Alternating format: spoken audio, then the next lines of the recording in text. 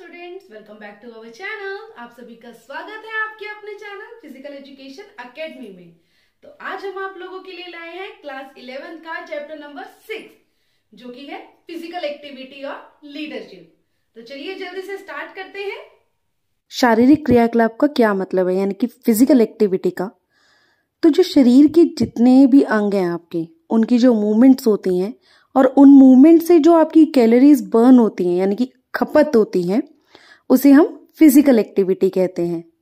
तो जो नियमित रूप से किए जाने वाले मध्यम यानी कि मीडियम इंटेंसिटी वाले शारीरिक एक्टिविटी होती है, जैसे कि साइकिल चलाना, वॉकिंग हो गई, या कई प्रकार के गेम्स होते हैं उनमें पार्टिसिपेट करना, उन सब का हमारी हेल्थ पर बहुत ही पॉजिटिव प्रभाव पड़ता है। तो अगर हम रेगुलर एक्सरसाइज करते हैं तो उससे क्या होता है, जो हमारी जीवन शैली है हमें कई तरह की बीमारियों से हमें बचाती है। जैसे कि आपके मोटापा हो गया, जो कि आज के टाइम पे हर दूसरे व्यक्ति में प्रॉब्लम है, डायबिटीज होगी, ब्लड प्रेशर हो गया, कैंसर हो गया, इन सब के रिस्क को कम करती है। तो अब ये शारीरिक क्रियाएं यानी कि फिजिकल एक्टिविटी के टाइप्स भी देख लेते हैं।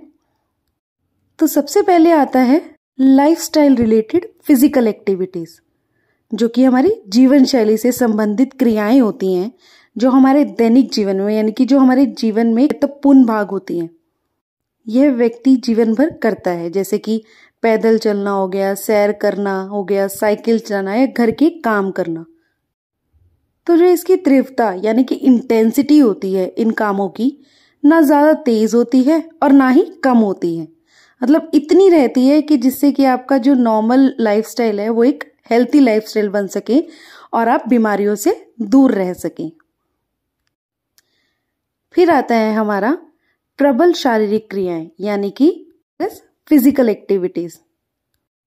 तो ये कौन सी एक्सरसाइज होती हैं? ये वो क्रियाएं होती हैं, एक्टिविटीज होती हैं जिसको करने से हमारी जो हार्ट बीट होती है वो तेज होती है, नॉर्मल से तेज हो जाती है, और हमारी जो सांस लेने की प्रक्रिया होती है वो भी तेज हो जाती है। जैसे आपको पता होगा, रनिंग करते हो आप तो आपकी धड़कन तेज हो जाती है, एकदम आपकी सांस भी फूलती है ना थोड़ी। तो इस प्रकार की एक्सरसाइज। तो इसमें एक कौन कौन सी एक्टिविटी आ जाती है आपकी, जैसे एरोबिक्स हो गई, स्विमिंग हो गई, जॉगिंग हो गई, टेनिस, बास्केटबॉल हो गया, वॉलीबॉल हो गया, फुटबॉल, हाइकिंग, कई तरह की गेम्स होती हैं जो जिनसे हमारी हार्ट रेट तेज होती है। तो वो हमारी सारी आती हैं प्रबल शारीरिक क्रियाएं में। तो नेक्स्ट है जैसे कि मांसपेशियों को शक्तिशाली बनाने वाली एक्सरसाइज यानी कि एक्टिविटी, शारीरिक क्रियाएं, मसल स्ट्रेंथनिंग की जो होती है। तो ये क्या करती हैं, हमारी मसल्स को स्ट्रांग बनाती है, जैसे कि वेट लिफ्टिंग हो गया, पुशअप्स हो गया, सिटअप्स हो गया। अब अगला है जैसे कि फ्लेक्सिबिलिटी एनहेंसिंग फिजिकल एक्टिविटीज। तो इसमें क्या होता है कि जो फिजिकल एक्टिविटी होती है, आपके जॉइंट्स की फ्लेक्सिबिलिटी होती है, उसको बढ़ाती है। आपको पता होगा आज के टाइम पर, जैसे आप नॉर्मली है, पुराने टाइम के लोग जैसे इंडियन फ्लश सीट पर बैठते थे, अभी के बच्चों को बोल दो तो उनके घुटनों में दर्द रहेगा, उनसे नहीं बैठा जाता। उसका ही एग्जाम्पल छोड़ो, सबसे मेन एग्जाम्पल ले लेते हैं कि आलती पालती मारकर भी बैठना हो तो हम लोगों से ज्यादा देर नहीं बैठा जाता, लेकिन हमारे पेरेंट्स अगर उन्हें बोल दें तो वो कई देर तक बैठ सकते हैं। तो इन एक्टिविटीज से क्या होता है, हमारी फ्लेक्सिबिलिटी इंक्रीज होती है, हमारी जो जॉइंट्स की मूवमेंट्स है वो अच्छी होती है। तो ये तो हो गए हमारे फिजिकल एक्टिविटीज के टाइप्स। तो अगर हम इसे रेगुलर टाइम टू टाइम करेंगे तो उसके क्या लाभ होंगे वो भी देख लेते हैं। तो अगर हम इसे टाइम टू टाइम करते हैं, सबसे पहली बात तो हमारी जो हार्ट से रिलेटेड जितने भी डिसीज हैं उसकी होने की संभावना कम रहेगी। जो आपकी बॉडी का वेट है वो सही रहेगा, ब्लड में कोलेस्ट्रॉल की मात्रा कम रहेगी यानी कि बढ़ेगी नहीं। अगर आप रेगुलर एक्सरसाइज करते हो, एक्टिविटी करते हो, तो आपको डायबिटीज जैसी बीमारियों से, कैंसर हो गया, इसके खतरे से भी आप बच सकते हो। ब्लड प्रेशर को नॉर्मल बनाने में हेल्प करता है। आपकी जो मसल्स हैं, बोन्स हैं, जॉइंट्स हैं, उनको हेल्थी यानी कि मजबूत बनाता है। फिर आता है हमारा नेतृत्व। अब ये नेतृत्व क्या होता है? नेतृत्व किसी भी व्यक्ति का वह गुण होता है, यानी कि वो पॉइंट होता है एक तरह से जिससे कि वे दूसरों का मार्गदर्शन करता है। तो एक जो मार्गदर्शन कह लो या नेता कह लो, उसमें ऐसे गुण होने चाहिए कि जो वो काम करे और उसके फॉलोअर्स उसकी प्रशंसा यानी कि एप्रिशिएट करें। तो जो एक अच्छा मार्गदर्शक होता है या नेता होता है, उसे ऐसे काम करने चाहिए जो कि किसी एक समूह से यानी कि ग्रुप से जुड़े हो, जिसकी नीड हो एक्चुअली में। तो अब एक अच्छे लीडर के क्या गुण होते हैं वो भी देख लेते हैं।